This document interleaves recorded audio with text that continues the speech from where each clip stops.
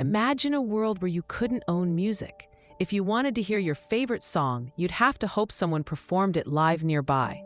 On November 17, 1896, one German immigrant changed that forever. Stay with me to discover how a failed accountant became the father of the music industry.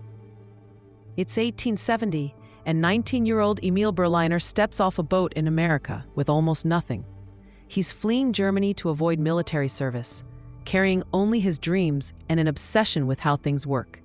His family back in Hanover expects him to fail and return home. Berliner works as a store clerk during the day. At night, he teaches himself physics at the Cooper Union Library. His friends think he's wasting his time, but Berliner sees something they don't. He believes sound can be captured, owned, and shared. Here's the problem.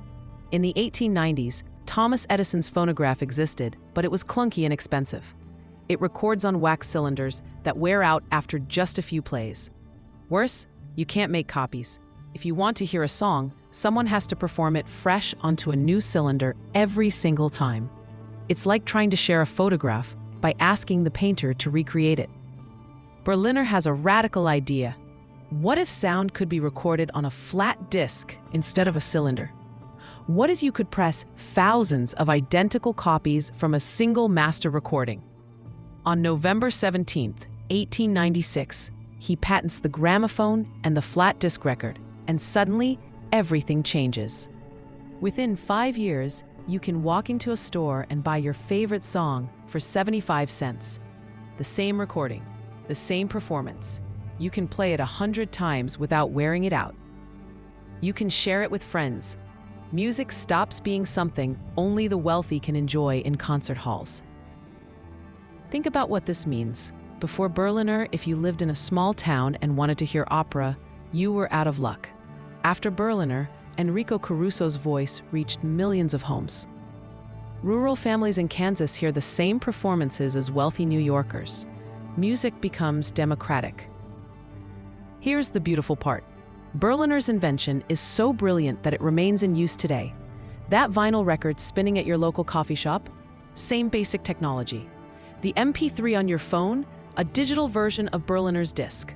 Every album ever sold, every song ever streamed, and every artist who has ever made a living from recorded music all trace back to this one immigrant who refused to give up on his crazy idea.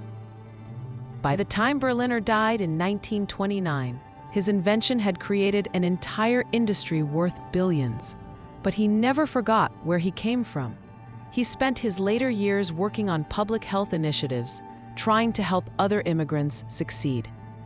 The next time you put on your favorite song, whether it's streaming, vinyl, or whatever comes next, remember Emile Berliner, a teenage immigrant who arrived in America with nothing, worked as a clerk, taught himself science, and gave the gift of music to the entire world.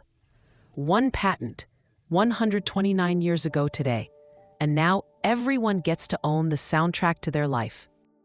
What dream are you pursuing that everyone thinks is impossible? Share your story in the comments below. And if you're hungry for more incredible stories of ordinary people who changed everything, join the History Sparks community by hitting that subscribe button.